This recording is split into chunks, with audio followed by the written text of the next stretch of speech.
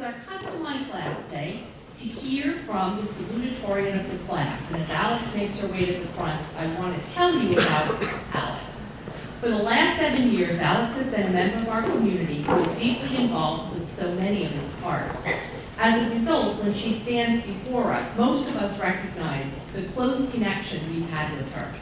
In middle school, she was a part of Select Chorus. In high school, she has sung with chorale and chamber singers, and as part of these groups has sung solos and duets and participated in small ensembles and the women's chorus. She's been a cast member of both Fiddler on Group and the Pirates of Penzance.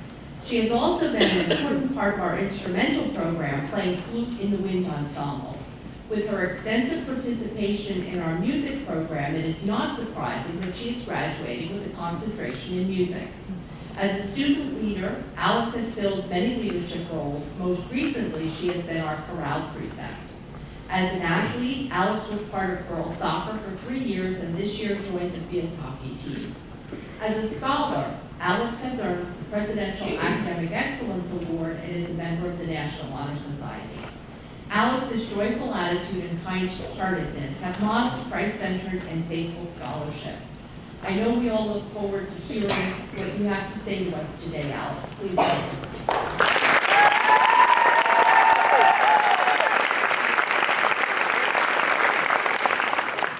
Good morning. My name is Alex Johnson, and I'm a lifer. Today, I'm going to share with you some of the lessons from my education at LCA that I've taken and applied to my life. In my 3 years of JV soccer, I learned from Coach Christmas that sometimes you have to sacrifice your own ambitions in order to help other people get where they need to be.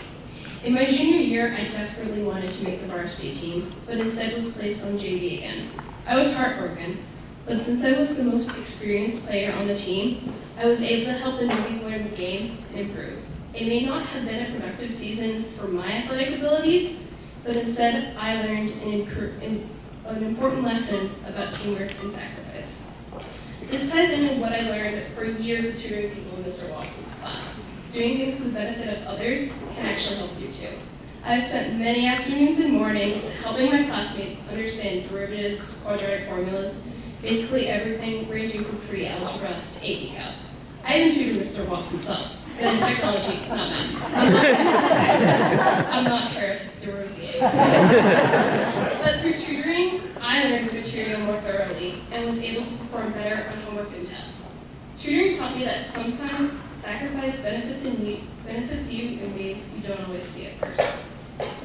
The last big lesson that I learned about teamwork was taught by Mrs. Bolger and the Chamber Singers. Without a group effort, nothing can truly be achieved. You're only as strong as your weakest link, and in singing, your section is only as strong as your least practiced singer. Mrs. B taught me that it doesn't matter how much work certain people put in, without everyone working together as a group, no one will succeed. My teachers and my classmates have also taught me valuable lessons about the hard stuff in life. Through English class with Mr. Talkington, I learned that there's always another interpretation, another side to the story. On the surface, Huck Finn is about a young boy taking a journey down the Mississippi River, but beneath it lies a social commentary about expanding industrial life and the increasingly old-fashioned agricultural society. The beautiful thing about literature is that everyone can draw something from it. The same concept can be applied to people. Different people should live on different truths. Mr. Golf showed me how to be passionate about what you love and stand up for it. Not many of you knew we had an environmental club, Genesis. I was the last member. No one else wanted to join the club, but me and Mr. Golf kept it going. He showed me that if something is important to you, to stand tall and stand proudly for it, even if there's no one standing with you. Through Mrs. Williams and the prefect position, I learned that being a leader means doing the dirty work and standing behind decisions that you don't always agree with. When you become a leader, you can delegate some of your work to the people under you, but ultimately you have to be the one to say, I'm going to sit here and type in 60 orders of reads and poinsettias, just so someone else doesn't have to. It's not nice or pretty or clean cut, but at the end you realize perhaps that's what made it more fulfilling. Both Mrs. Oliver and Mr. Hoffman taught me that God is in the big things and the little things of life. With Mrs. Oliver, I learned about the earth sciences. You become dwarfed by the sheer amount of materials that God has created. In chemistry, it's the opposite. Mr. Hoffman showed me the little particles that bump around and create and break down materials. Seeing that God works in the big things, like weather patterns and planets, and the littlest things, like electron shells and radical ions, taught me that God works in the big things of life and the small things of life. Mr. Alexander taught me that sometimes struggling with big questions is the best answer you're going to get. In our Bible class this year, we talked about some of the big issues, and to some of our questions, Mr. Ray simply said, I don't know. I realized that not every answer is going to be cut and dried, and sometimes you have to wrestle with your fears and your worries to figure out your best course of action. I learned about hard work and determination at LCA.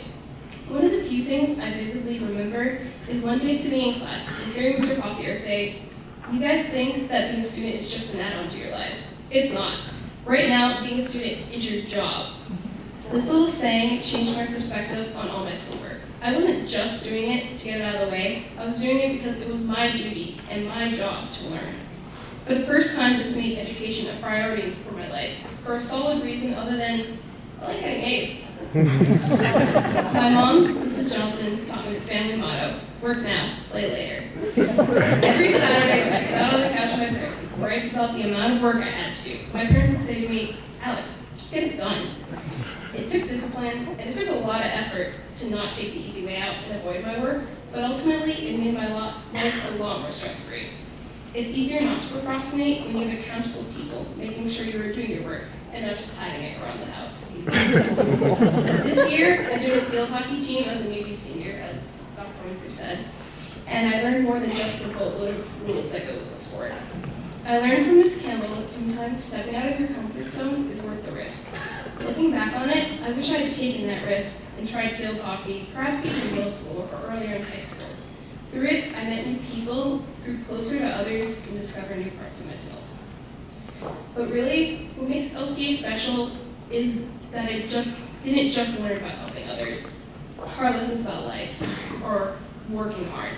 I also learned about God and how my life fits into His bigger plan. When I was in the ensemble, some days Mr. Hawkins would stop us and we would all slump in our chairs waiting for the "you guys never practice" speech.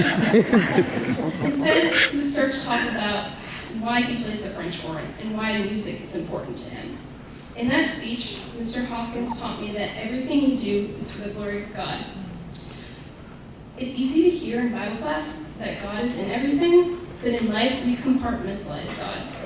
Proverbs chapter 16, verses 3 through 4 says, "Commit your work to the Lord, and your plan will be established.